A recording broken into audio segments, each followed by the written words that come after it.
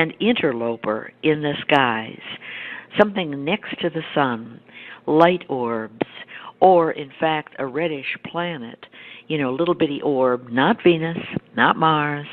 Yeah, usually at the 4 o'clock position to the sun when you view from the northern hemisphere. From the southern hemisphere, it's usually at the 11 o'clock position. People are increasingly seeing this. At the same time, Andrea and I will be reviewing all the survival solutions we have presented during our monthly show. Don't panic. You will have time to prepare, but if you have not yet taken steps, you certainly should get busy. This is our point. You have time, but you shouldn't be lollygagging. You shouldn't be, the next video game or vroom vroom, a brand new car, or you have to think about the worst case scenario and what would you do then, and be prepared. But do more than just think about it. Take steps, to be able to feed yourself, etc. We are going to be reviewing how much we've gone through in the last few months in telling you exactly what you should do, and where you can find this information on the USAEBN website and in the Zeta Report also. Has NIBIRU arrived? Evidence since 2003, when in the opinion of the Zetas, NIBIRU did indeed arrive in the inner solar system, are undeniable. When still seen in the night sky, it showed its distinct double helix shoulders from the two dominant moon swirls on either side, all shrouded in red dust. Now, for those of you who are new to this subject, NIBIRU is what this traveling rogue planet was called by the ancient Sumerians. And it would come approximately every 3,600 years and make a passage through our solar system. And when it did so, because it is a big magnet and it's larger than the Earth, it's 4 to 5 times the diameter and 23 times the mass per the Zetas. It is the bully magnet, and that and its gravitational force. And when it comes by the Earth, it twists the Earth in the sky because our North Pole wants to go with it or get away from it. And this is a magnetic dance, which is very well described within Zeta Talk. The bottom line, the Earth will twist by 90 degrees in the opinion of the Zetas.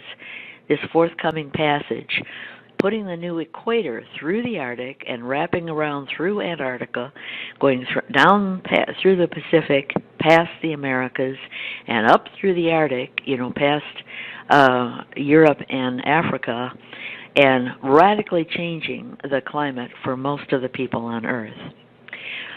All of this accompanied by hurricane-force winds, big earthquakes, high tides. Don't be on the coast. So, given that this is the projection, and given that so much talk about, it's the end times, sounds just as dire, should you panic?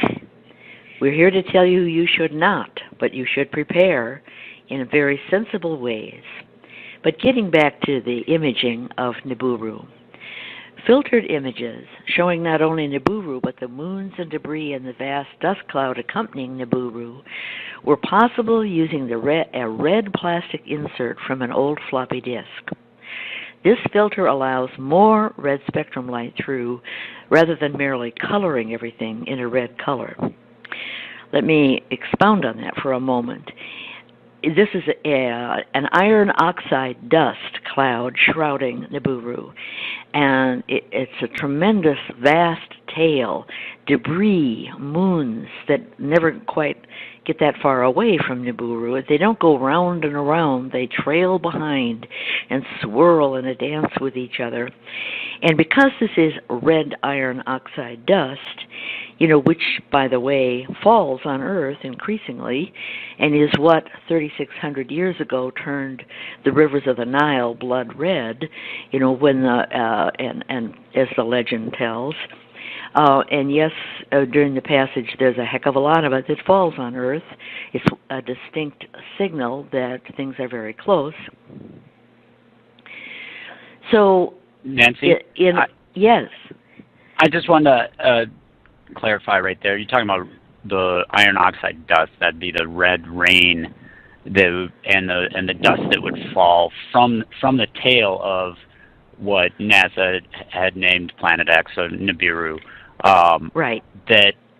That dust is also what is clouding our vision of it from the Earth through our atmosphere and the refraction that our atmosphere causes, plus that red iron oxide dust.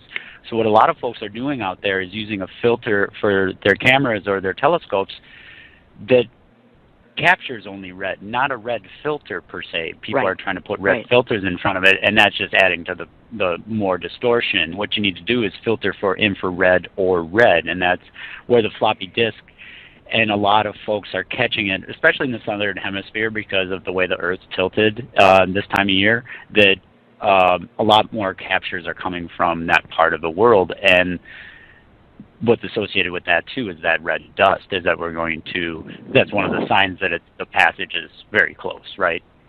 Exactly. And so the insert from the old floppy disk is something that lets through the red spectrum light, blocks other spectrums, and that's why you can see it. You see, the swirling moons and blah, blah, blah. Mylar, orange mylar, also works as that type of filter, letting through the red spectrum. It gives more of an orange color to what you see, and in my view, it's often superior view of NIBIRU and its unmistakable moon swirls. Now, the moon swirls will sometimes form like what we call a string of pearls, and when seen from the side, is beep, beep, beep, beep, there they are, the moons out stringing behind, Nibiru. This all tends to get blown. Nibiru is a little bit to the right of the sun. It tends to get blown to the left and then swirl up above the sun. So these very dramatic moon swirl orbs are seen oftentimes to the left and even above the sun. Now, what is a moon swirl orb? This is where that long tube where they're dancing and swirling with each other turns, instead of being seen from the side and showing up as a string of pearls, it's seen from the end where the light is bouncing down through the tube like a flashlight, intensifying, not escaping, and it comes out the end like a flashlight, and it's a very bright orb next to the sun, and people say, what is that? So often when they think they're seeing Nibiru itself, it's so shrouded in dust, that's not it. What you're seeing is the end of a moon swirl tube with all the light reflecting out, so that it has various aspects to it, this visibility. So as Nibiru is drawn closer, and right now it's on our side of the sun and coming toward us, we're not seeing the tail from a distance. This string of pearls kind of thing happened early on, in just after 2003, when it had first entered the inner solar system. But rather, we are beginning to see an onslaught of debris in the tail, and the storm is upon us.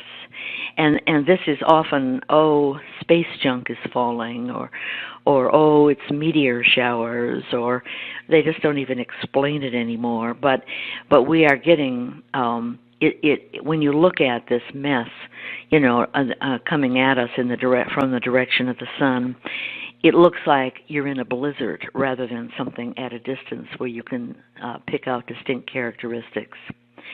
The second sun is another aspect of visibility. What is that? That happens in the dawn and the dusk. And it happens because the sunlight bounces off the dust cloud and bounces toward the earth. And people see what they think they see the sun rising, and then they say, wait a minute, that's not the sun. The sun is coming up over there. And the same thing with the sunset. It is the angle of bounce off the shrouding dust cloud that shrouds Nibiru that allows that appearance of a sunrise or sunset. People it started after 2003 when people would on occasion see a second sun rising or setting. It's happening more and more. I heard the other day from someone who said they had been looking for 10 years. You know, they were taking this seriously. They'd seen the Earth wobble that we talk about. They've seen all the evidence that something was in our inner solar system, another planetary influence. And this guy said as he was driving home from work, he looked in his rearview mirror, and there it was, 2 suns setting. And he was thrilled to finally get his verification. Reflections on the water are another aspect of Nibiru. People will take photo shots or catch this, in a webcam or whatever. You will see the second sun, but what's more, you catch a second reflection on the water. And I have a couple of examples that I'm going to put on my YouTube of this hour from 2006, 2010, 13, and 15. You see the second sun glowing there, but you also see the reflection. Well, sundogs do not create a reflection on the water. Sundogs are, in fact, something in ice crystals close to the camera.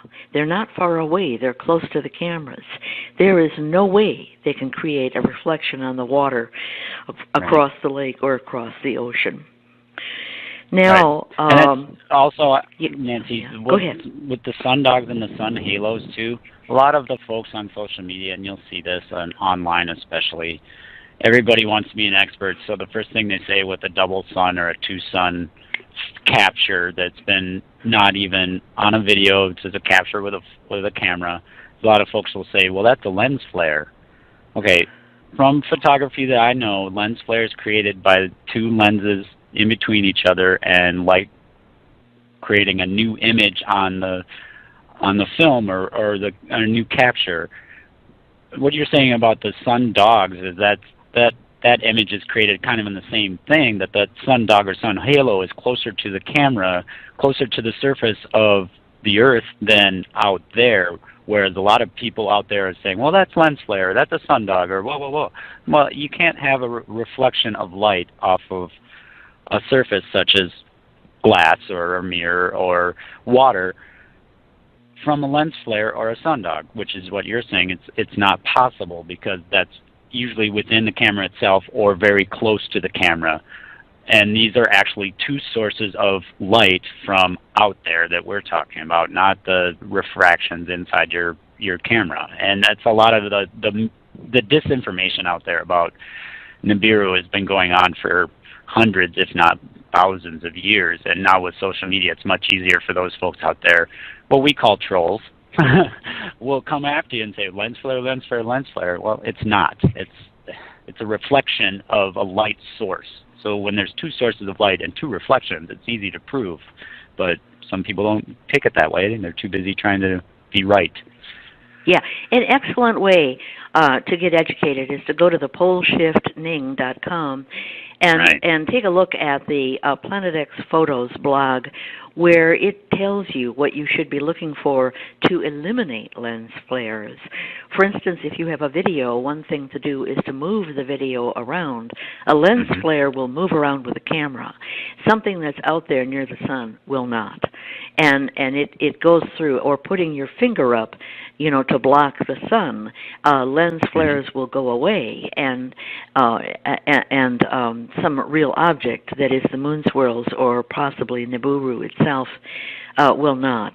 And it's very educational. I recommend anyone, wanting to take a look to go check that out, and it's right there. Another way, too, if I'm sorry, but I was going to say another way to look at this would be through Weldon goggles. Have you ever tried that or heard about that? Like Weldon goggles or Weldon plate? Yes, they tend to take away the glare of the sun. If you have it too strong, if your welder's lens are too strong, you can barely see the sun, and you've eliminated everything. So, but I think that's covered in that blog also as to what kind of things should be done. But Mylar works great. Not everybody has an old floppy disk, but you can get Mylar at a draft store. Mylar. Yeah, orange Mylar, right. Now, recently we had a second son, which I featured in my newsletter. I call it Brilliant Brazil. It was so clear. It wasn't just a glow like sun, like a setting sun off to the left.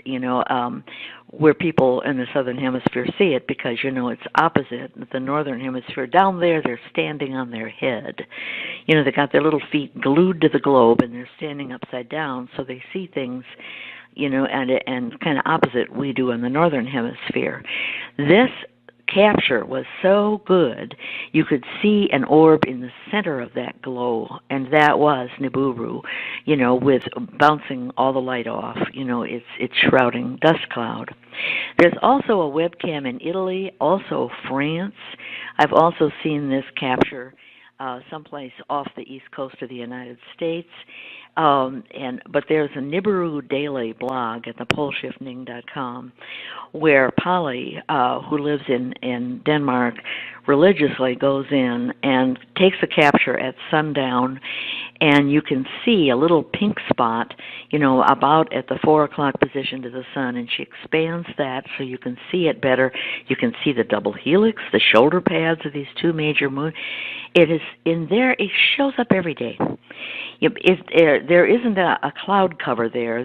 There's this wispy cloud stuff that you see on the horizon that looks kind of grayish, but it's really essentially a non-cloudy position there, looking out across the Mediterranean, and it's very visible for about a year now. That's been showing up because it keeps coming closer.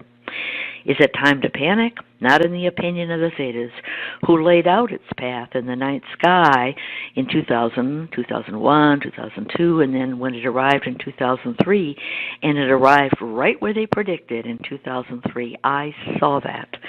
I was coming home from work, a meeting at 8:30, and I stopped, walked out into a cornfield where there was no light pollution, and looked in the direction where it was supposed to become visible, and I saw this pulsing reddish mass, which is not any of the known stars or star systems out there, and I was so excited, and anyway, people were reporting this from all over the world, and I have all those comments captured and posted on my website.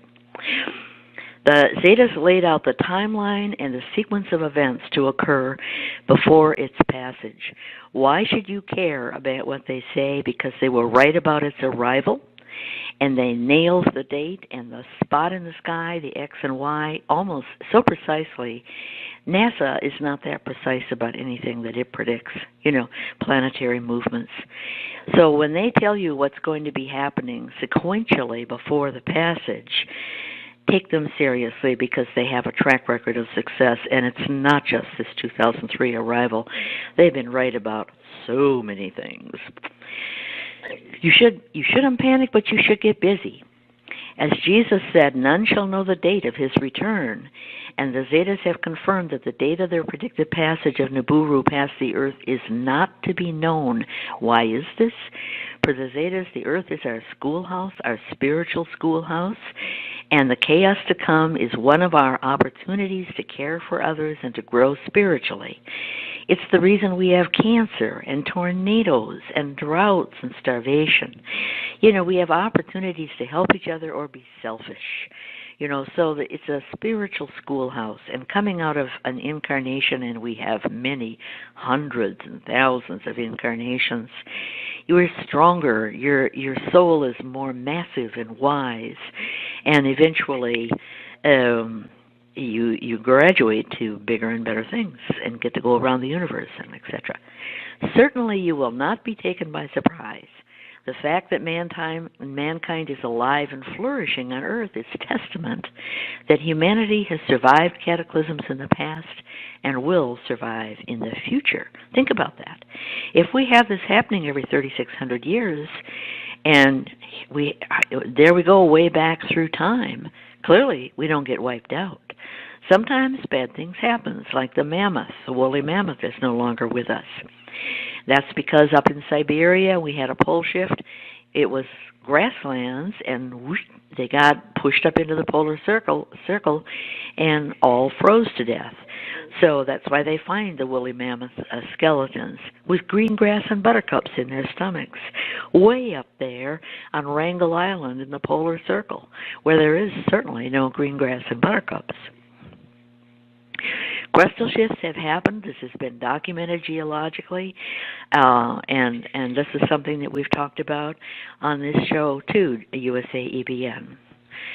We here at USAEBN on the Zeta Report Hour have featured survival steps for the populace to take. None of this requires funds. The poor can take these steps as readily as the wealthy. These shows are available as podcasts on USAEBN and available on YouTube on the Zeta Report channel. So, in keeping with the Zeta Talk philosophy, the would-be survivors should assume that there are no supplies available to them. I mean, you can't go shopping. You know, if you had anything tucked away, it's disappeared, it's been stolen from you, or you've eaten it up already or something. Meals ready to eat. No, there are no warehouses full of rice and beans, even though that sounds like a good idea. The best idea is to be prepared to feed yourself, assuming, like naked and afraid, you got nothing. So in that theory, before I get back to how much time do I have and what kind of things are sequentially going to happen, perhaps I should touch base on that. The Zetas have talked about what they call a 10 of 10. They were asked, where are we? We're 7 of 10, 10 of 10 being the pole shift. 7 of 10 is large plate movements in which they said the Sunda plate in Indonesia would sink approximately 80 feet, and pretty much that has happened to Jakarta, etc., and those areas. They said that South America would tilt and roll left like a big ice cream cone falling on its side, and in doing so would tend to push down the Caribbean plate. That is in the process of happening, but it hasn't completed. They said that Africa would roll like a big ice cream cone falling to the right and separate from Gibraltar by 125 miles and the Sinai by 50. That is started but have barely proceeded. You don't hear about the Sinai having a 50-mile gap, between the Sinai and Egypt. So we've got a ways to go on the 7 of 10.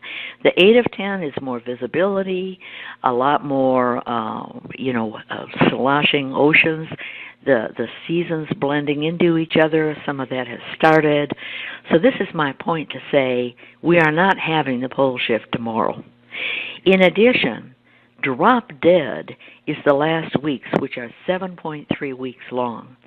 This encompasses 3 days of darkness in which the North Pole absolutely points away from the sun, and a severe wobble back and forth, to the degree that I wouldn't want to be along the Atlantic or Pacific, 200-foot tidal waves, and then gradual rotation slowing to a stop, which, yes, has happened in the past and is in mythology and the like. Then we have the passage with the pole shift, and then everything returns to normal pretty quickly. 7.3 weeks. So if we're not having 3 days of darkness, you've got that at least. But I'm telling you, if Africa hasn't rolled and blah, blah, blah, you've got a lot more than that. You have time, but here's what you should put into practice. One of, I think, our best shows was on January 4th of this year, Vitamins in Nature. I talked about scurvy, beriberi, pellagra, and rickets are caused by deficiencies of vitamins that can be found in nature, easily found in nature. You're talking about weeds and eating bugs, which are high in B vitamins, and weeds are high in C and etc. Folate. B vitamin B6, which causes, neurological damage, to infants.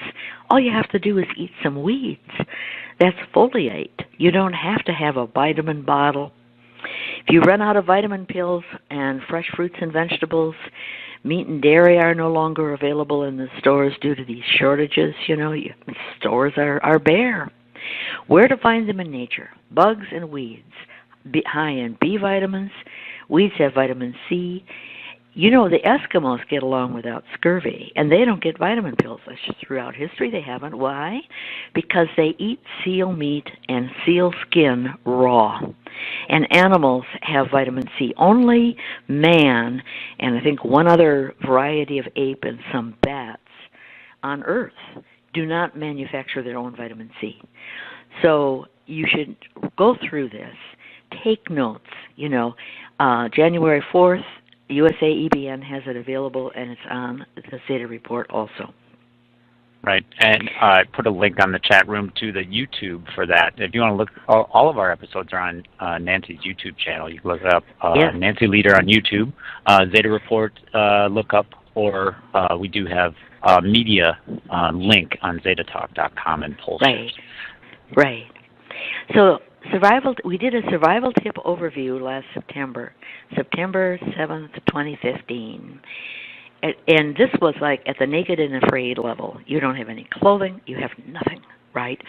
What do you need to survive? And civilization, has been lost.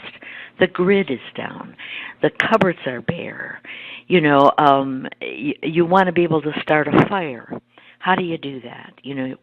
With a flint, clean drinking water. How do you boil water to get a distillation process going? Or desalination if you're along the coastlines. Eating bugs and worms, where do you find them?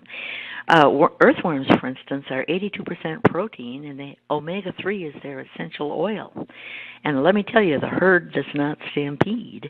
If you're growing them in your garden trash, there they are. And supper is a handful away.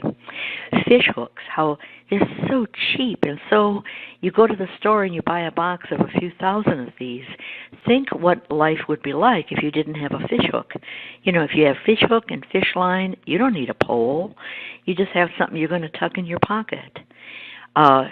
Worried about predators like big bears? Are you in Alaska or wherever? Oh dear. Well, listen, eat them. Bear meat is edible, and it makes a good barbecue. You can eat rats and squirrels. They did during the Civil War in the U.S. Squirrels were a favorite of the soldiers stuck out in the woods. You can eat weeds for vitamins, mushrooms, if you know which are safe to eat. Seaweed and algae, good food.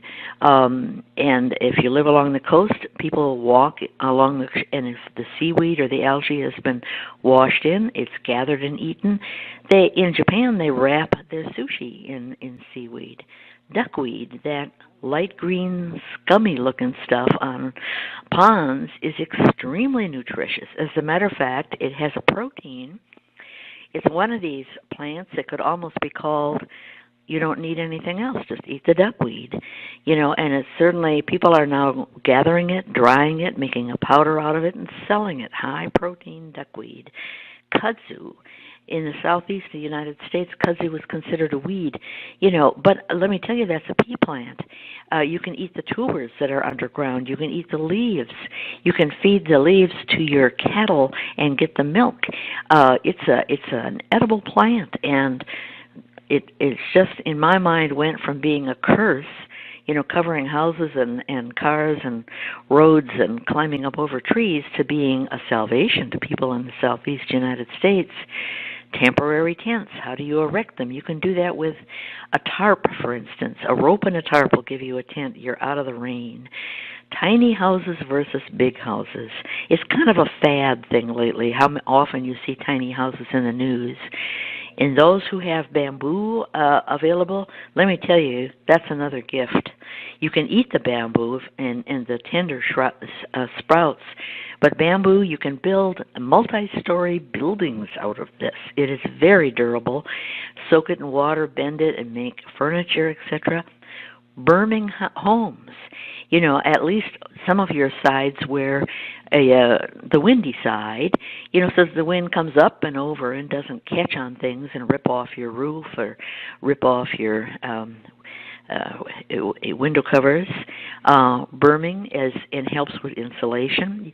If you live in an entirely bermed home, you might have to worry about increased threat from radon gas, but use berming as a tool. Hand tools. You can find these at yard sales, or you can even order them off the internet. Think of electricity as gone. There's hand tools that are drills and saws and hammers and blah, blah, blah. Houseboat with various flotation devices. Houseboats is a wonderful concept, especially in those areas that are going to be increasingly flooded. You can fish. Put some tomato plants in a pot, on your deck. Watch that movie Waterworld. Get some ideas along those lines. And if you don't like your neighbors, you move on down the coast. Growing Power, which is a company in the inner city of Milwaukee, does it all right. How to start gardens in urban areas. Very poor. He brings in a little soil. He has got earthworms. He's recycling, creating soil, because earthworms will create their own fertilizer in their little egg sacs, the best fertilizer. And he's doing it all right. And this guy has become famous for Chicago and various other cities, getting inner city areas to grow their own produce. Never mind rioting, and starving to death. You don't have to do any of that. And where you have worms and bugs, you can have chickens, and now you got eggs and chicken meat. Okay. Right. So that is September 7th, 2015, a survival overview. Then we jump to April 6th of 2015. It was one of our earlier shows, Survival Mindset. What does this mean? Sharing versus hoarding. The Great Depression era hobo camps are an example. The communes of the 60s is an example. Potluck suppers or communal soup pot. Clothing racks. Everyone contributes. Volunteering is best. Rather than someone barking orders, you let people volunteer what they want to do, because usually they have a good idea what they could be good at. They can see what needs to be done, and everybody's upbeat. Disability is an attitude, not an affliction. Just look at, and in there I featured all these little dogs that have missing legs, and they don't know. They're chasing the ball, walking around with 2 front legs or 2 rear legs, and they learned how to get along. And as far as they're concerned, life is great. Have an action plan. This is essential for thwarting depression. In other words, make a list where there's a task for everyone. And get people, if people are assaulted, if there's like big earthquakes and high winds and everything gets blown around and my, now what? The first urge is to either fight or flight. It's a natural urge. So that everyone's either going to want to run away or get into fistfights with each other. But if you have an action plan, you turn that energy into action. Okay, let's go collect the dishes that aren't broken, and how about getting those mattresses under a tarp so that we don't get soaked by the rain, and everybody gets busy. Natural leaders will emerge, and women and children will see solutions, frankly, more readily than men, because it's their nature. Children see with brand new eyes. They're not told, how to think. They're not brainwashed by society. And women are used to getting along with whatever, but men want to be in charge, and they're more likely to be overwhelmed by all of this. So give your guys an action plan and let the women and children decide what needs to be done. If PTSD hits, make homemade straitjackets. That's real easy to do. You take a dress shirt, put it on backwards, and wrap the cuffs around toward the back, button up the back, and now you have a straitjacket. And I joked and I said it can go as far as, if you have enough people like this, just make everybody run around without pants on so you don't have to help them potty. I mean, I'm serious. Think very practical. Okay. Yeah. A community is essential to blocking gang activity. All right, so that is having the right mindset, August 6th, 2015. on USAEBN podcasts and also on the Zeta Report as a YouTube. March 2nd, 2015, off-grid energy options. That was a good one. Assume that the grid is going to be down. March 2nd, 2015, we talked about direct current versus alternating current. Reversed alternators in the alternators in cars and electric tools like a drill and the like. You can use those because in there you have a magnet, whirling around the carbon wire. The way it's designed is that the electricity goes one way and causes motion, the alternator. And now you have, the lawnmower running or the drill turning or the wheels in the car, are wanting to turn or the pistons up and down. But you can reverse that. So there's lots of places to go and look at diagrams and the like, USAEBN podcast and also the YouTube, where this has been done by people, and it's they've diagrammed it. You can go and every car has an alternator. Right. Every electric drill has an alternator. Now you can use weird parts, from anything, wooden windmill flaps or something from spare metal laying around, blown around. You can make a windmill out of a lawnmower, or there's the Nebraska windmill, which is at ground level. It's like horizontal. It's horizontal, and it goes into a pit and comes up above the pit. Very easy to maintain. You don't have to climb up, and if there's windstorms and the like. So also steam engines. How they work, what the dangers are. There's a bike gen. This is really primitive. Let's say you just got to turn the lights on. You can hook up your bike, take the wheels off, and generate electricity. And now you've got, because after all, the headlights in the cars and trucks, they don't break very readily. And so you can turn on the lights, to get everybody's mood up temporarily. Wood gas and methane. Wood gas is where, and actually I have the diagrams from somebody who was in Finland, and he got this old car from World War II that had a wood gas generator. You put wood chips in, and they're burning, and they create a gas. And yes, it doesn't reach 80, 90 miles an hour down the road, but it reached 50. And I'm to understand that not only Finland, but Western Australia did that during World War II also. They didn't have gasoline, they were out, and they used wood gas. Solar panels, they work even on cloudy days. And if your light bulbs are gone, and you say, now what? I've got electricity, but I have no light bulbs. Guess what? The streets of London were as bright as day a little over 100 years ago from carbon arc lamps. And that's nothing more complicated than taking the lead inserts from pencils and putting them close enough together and running a direct current through there. I had somebody on the West Coast try this. I said, am I right that you could use the inserts from pencils to create a carbon arc light? It is full spectrum, as light as day, and yes, you should put your sunglasses on to protect your cataracts, and from cataracts or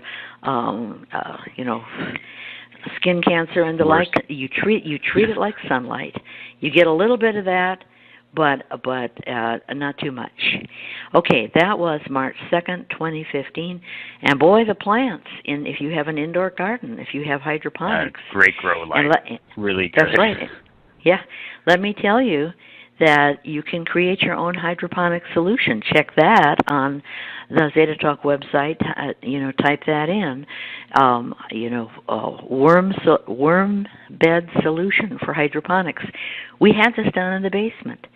We watered our worm beds, and I did a 2-way or 3-way comparison. This is store-bought hydroponic solution. This is from the worm beds, and this is from the fish tanks, running the water past the roots. And I counted leaves and blossoms and how many beans and such and such, and it was comparable. You can create your own hydroponic solution. I learned from a guy in Perth, Australia, that had these big worm beds raised and then watered them and collected the brown drainage that came out. He said this is the best nutrient solution you can get, and he sold these worm beds to the flower gardens in Indonesia, and we tested it out, and let me tell you, you won't learn that anywhere else, but if you go into my websites and look for this information, it's there, all, and the pictures and everything. Okay, December 7th, 2015, last year, houseboats, another favorite subject of mine. Be a modern-day Noah. The theory of buoyancy is covered. Plastic bottles and inner tubes, you know how they can be used. Bamboo and lightweight wood. Homemade plans available at buildahouseboat.com. And the desperation of people that are suddenly set afloat in nothing more than a rowboat, like the Rohingyas that are, over near Bangladesh, and nobody wants them, and they're on the. It's so sad. Houseboat community examples, mangrove island examples. Someone did this down near Central America. Created a houseboat with plastic bottles as flotation devices, and he's got, it looks like he's built an island. He's got so much vegetation, and these mangroves do put down roots, and so he is beginning to create his own mangrove island. Operation Atlantis as an example. Junk houseboats, literally made from junk. Freedom Ship for the Wealthy is another example. Waterworld lessons.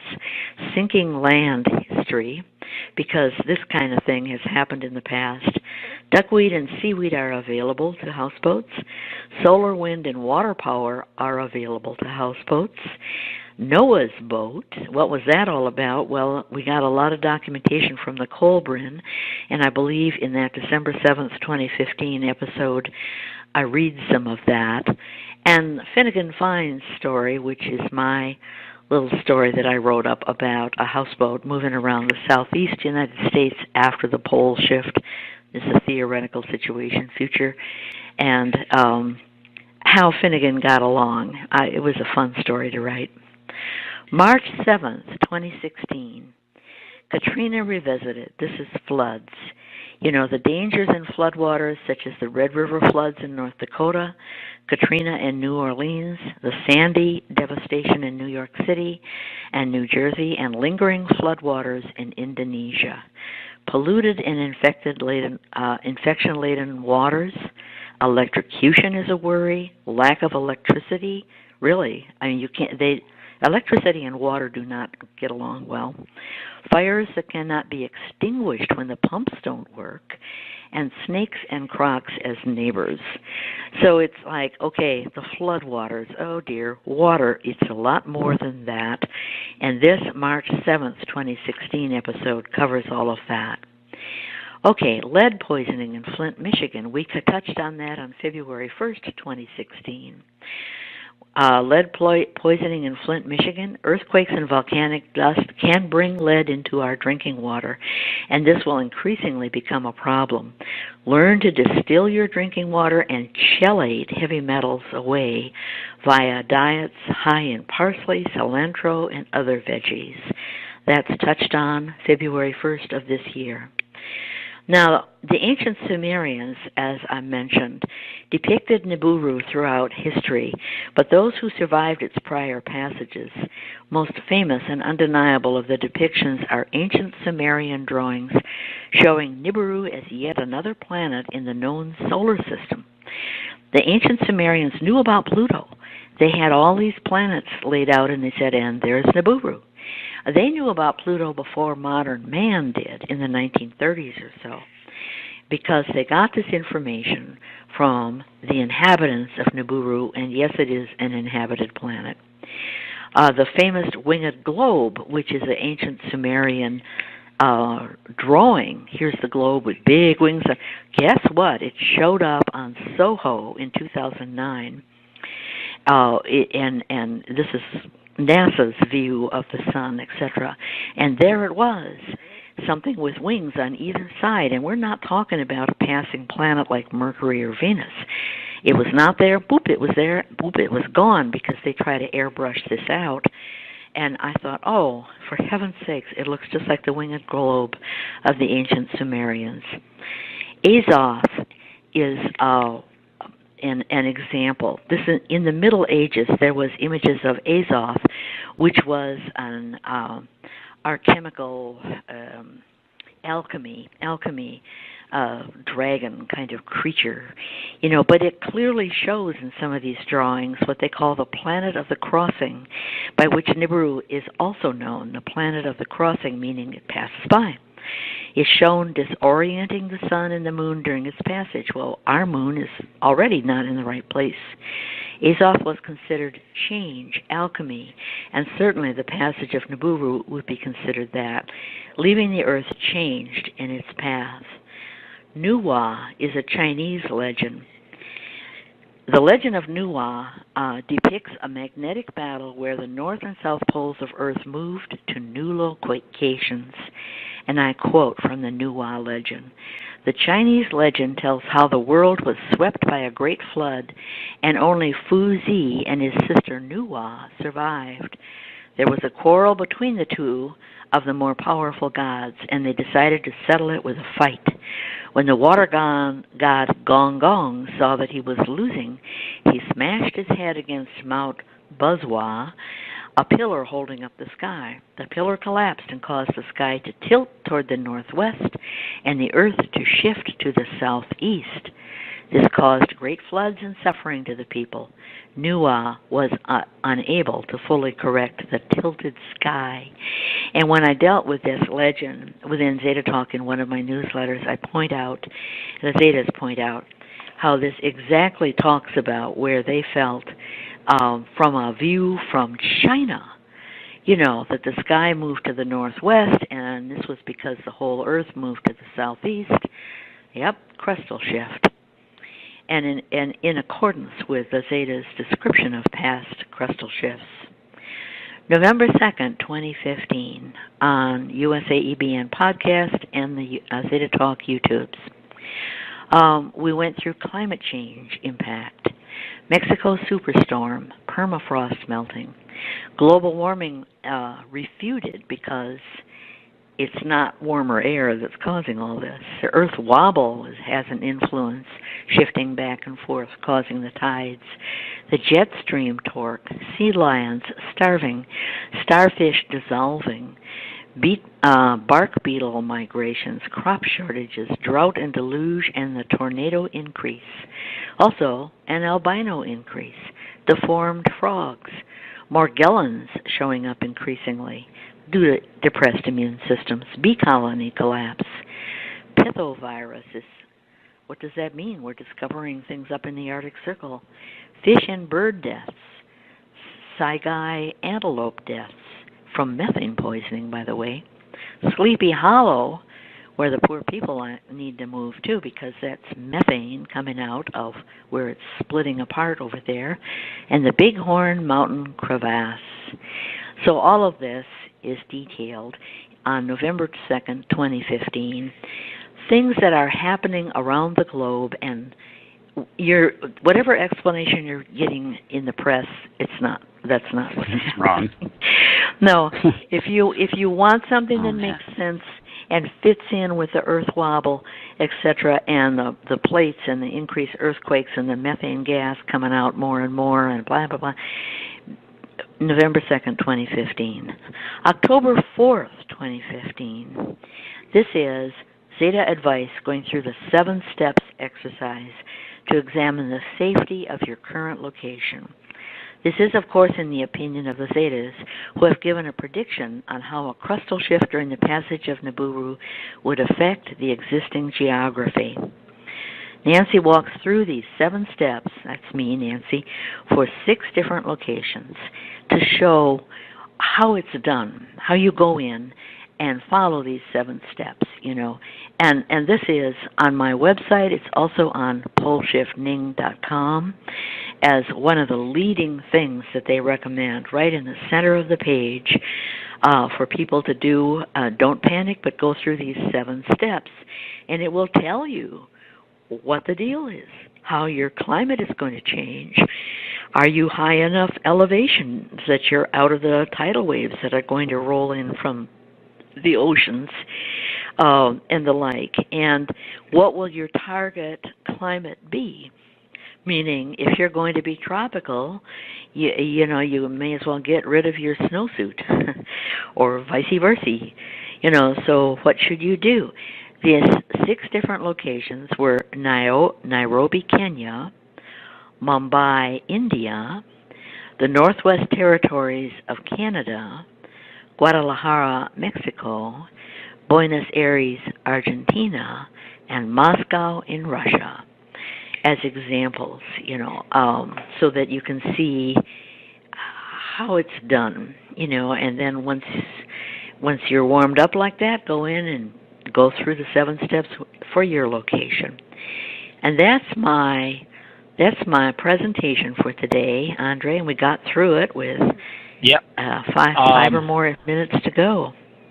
I tried to keep up with you on the links on the chat room, but all of these subjects and topics about the crustal pole shift and the passage of Nibiru, we do pretty much have the references that you're putting down. The dates are references to the YouTube and the shows that we've done in the past year and a couple of months. And the reason why USA Emergency Broadcasting Network and Nancy and her team at zetatalk.com and poleshift.ning.com are together on this subject is not to send out the fear. We're not in this to scare anybody. We're not in this to make any money, really. It's not even popular, to tell you the truth, because what you're seeing on the television is not reflecting what's actually going on in the skies and what's not actually going on in the climate. So we're kind of trying to bridge that gap and provide you with information about preparedness. And when you see these signs, here's what to do when when these last weeks approach. You know, get away from the coast, get away from volcanoes, get away from nuclear power plants, and find a way to hunker down. We covered these in a lot of the episodes that we've done, and the reason why, like I said, is to get the message out to be prepared. And you are your own first responder when it comes to any type of natural disaster or man-made disaster. You are your own first responder, and if you have the knowledge, you can carry that through. The internet may be gone or the electricity may be gone, but if you have that knowledge of what to do when it goes down, to be that leader and to be in that mindset that you want to help others instead of just looting stores, that's where we want to. That's kind of what we're driving for here. With maybe I got a little wordy on that one, Nancy, but I think that's the gist of what we're trying to do.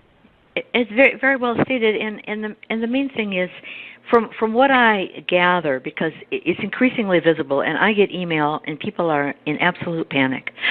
Oh my gosh, I saw it. It's real, And then they say, well, what do I do?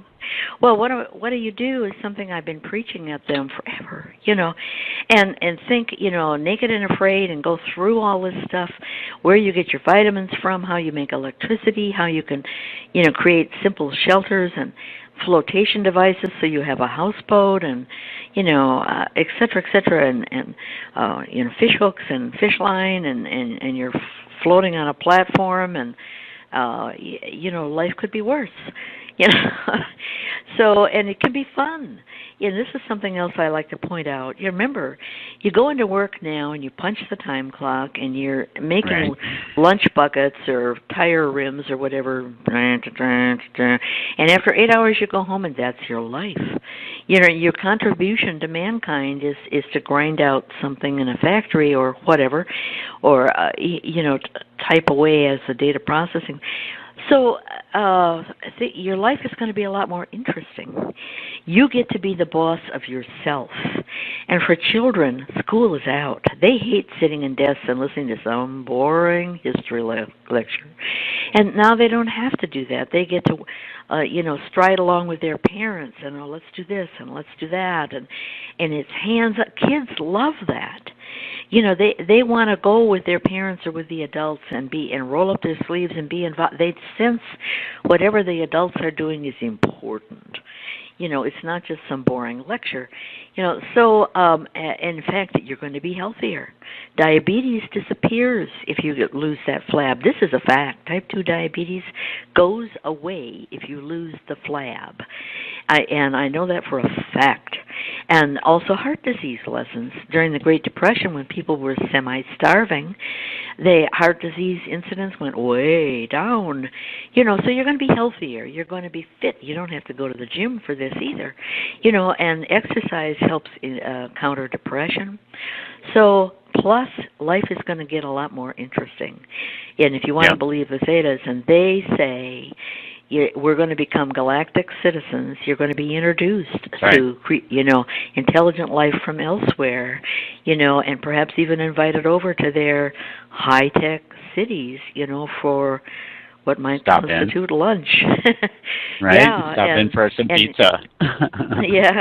of some sort. And so there's all this possibility, and it's not all. Now, some people are going to be kind of out of luck. If you need kidney dialysis or whatever, it's going to be like life was 100 years ago. If you get certain illnesses or certain problems, you move on to your next incarnation. The whole point should be nobody should have pain. Death is not the end, and if you look upon it that way, it's not saving every life and trying to wring every last minute out of this incarnation, but, spiritual growth, learning to help others, and looking forward to what the future promises.